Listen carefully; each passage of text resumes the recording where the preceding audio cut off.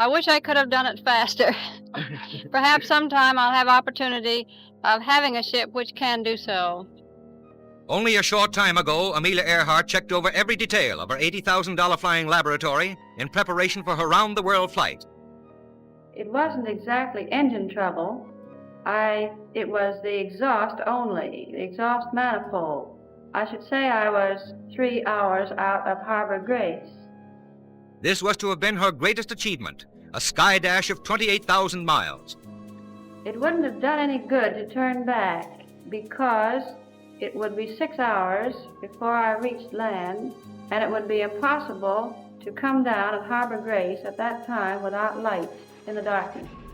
With her husband, George Palmer Putnam on right, she discussed the hazardous course which had been plotted for her by Fred Noonan, the navigator who embarked with Miss Earhart upon this great flight, a flight which was to have marked her retirement to aeronautical research.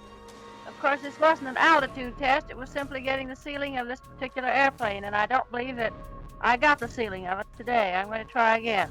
This new Lockheed comes to me as a realization of a dream, and I hope to accomplish something really worthwhile in aviation scientifically.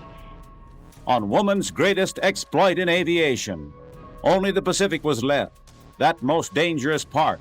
Then to a waiting world came news of disaster as the plane failed to reach tiny Howland Island in mid-Pacific. A British freighter, the Coast Guard, and the Navy sped to the search, the battleship Colorado steaming out from Honolulu under forced draft.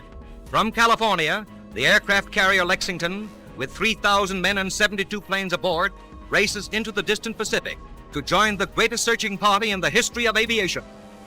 I do thank you sincerely. I fear my exploit was not worth so great an honor. I am here to discuss the so-called flying saucers.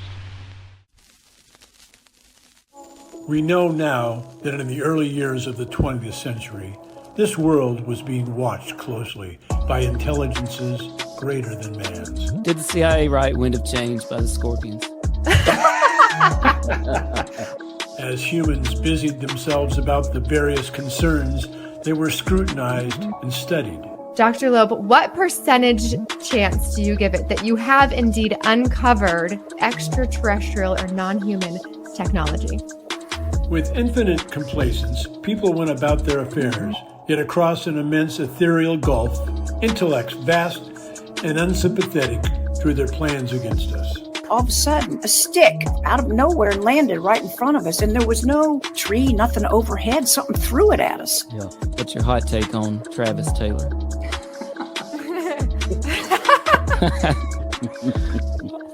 I've got an exclusive for you guys if you want it about the Alaska. We do. Okay. Dr. Taylor was revealed to be the chief scientist of the UAP task force with the Pentagon.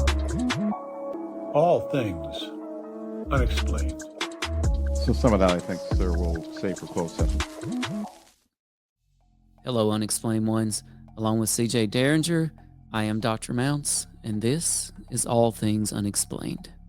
In the newly released Amelia Earhart files at the National Archives, we found something we did not expect.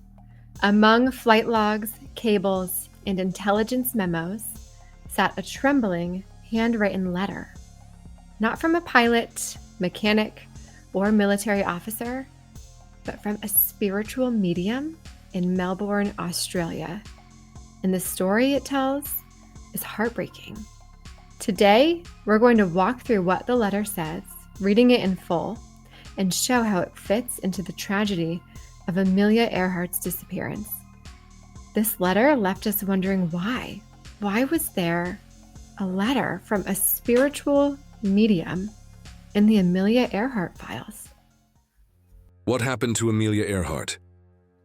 On July 2nd, 1937, Amelia Earhart and navigator Fred Noonan disappeared in the vast Pacific while attempting to circle the globe. Their next refueling stop was tiny Howland Island, a dot in the ocean. They never arrived. The U.S. Navy launched an enormous search, ships, planes, radio direction finders, and still no trace. The low publicity request. While examining the newly released Amelia Earhart files in the National Archives, a detail stood out to us. There are several instances in the files where Earhart or her team expressed a desire that the world flight attempt not be heavily promoted. This could reveal a quieter, more private side of Amelia than the public persona crafted by her publisher husband, George Putnam. It also opens the door to other possibilities, like the rumor that Earhart was performing reconnaissance for the U.S. military. A parade of errors. Historians note that Earhart's final flight involved unusual decisions and technical challenges. Radio frequency mismatches, incomplete equipment testing, navigation uncertainties, and fatigue. Not incompetence, but the fragile realities of pioneering 1930s aviation. One thing that definitely stood out in the National Archive files is that Earhart's last leg of her journey was plagued with unusual circumstances. The spiritual medium's letter. And then comes the document that stopped us cold. A handwritten letter mailed to the U.S. Navy on August 5th, 1937. The author, Mrs. M. Hinckley, a spiritual medium. This is the full verbatim reading of the letter. Page 1, 64 Elizabeth Street, Melbourne, Victoria. To Navy, Honolulu. I sent you a cable of July 9, 10 hours west of Howland from unknown island. Maybe you believe me a crank. That is not so. I have not the means to be sending cables. 19 July. Ellis Island has news. That is so. I am a medium. My life has been given to research work. Mrs. Putnam's sons alive on X. Passed to higher life about 10. Noonan quick first. Native boat from Ellis Islands buried them there. Have the news. Maybe you won't hear for time. Depends on what they are doing. I have not need to fake or manufacture this. They were starving.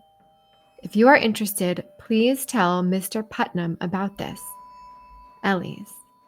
It should be noted here that Ellis Islands is spelled E-L-L-I-C-E. Page 2. It is dreadful to think no one would help me here. They could have been saved. Even this is a great delay. I am respectfully Mrs. M. Hinckley, spiritual medium. They have no wireless on that boat. This has been crossed out. I don't think by spirit message they are black people. Why the letter matters. This letter does not solve the Earhart mystery, but it reveals the emotional shockwave her disappearance created. People were desperate, hopeful, afraid, trying to help in the only ways they knew how. This letter survived because it was human.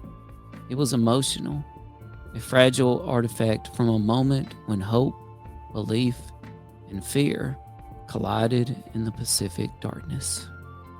If you'd like more deep dives into newly released archival material, stay curious and stay with us.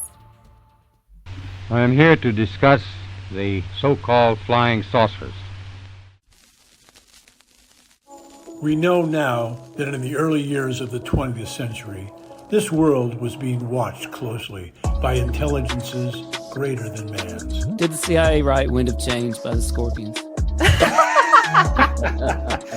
As humans busied themselves about the various concerns, they were scrutinized and studied. Dr. Loeb, what percentage chance do you give it that you have indeed uncovered extraterrestrial or non-human technology? With infinite complacence, people went about their affairs, yet across an immense ethereal gulf, intellects vast and unsympathetic drew their plans against us. all of a sudden, a stick out of nowhere landed right in front of us, and there was no tree, nothing overhead. Something threw it at us. Yeah. What's your hot take on Travis Taylor?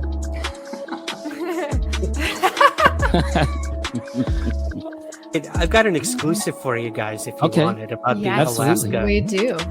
Okay. Dr. Taylor was revealed to be the chief scientist of the UAP task force with the Pentagon. All Things Unexplained. So some of that, I think, sir, we'll save for closed session.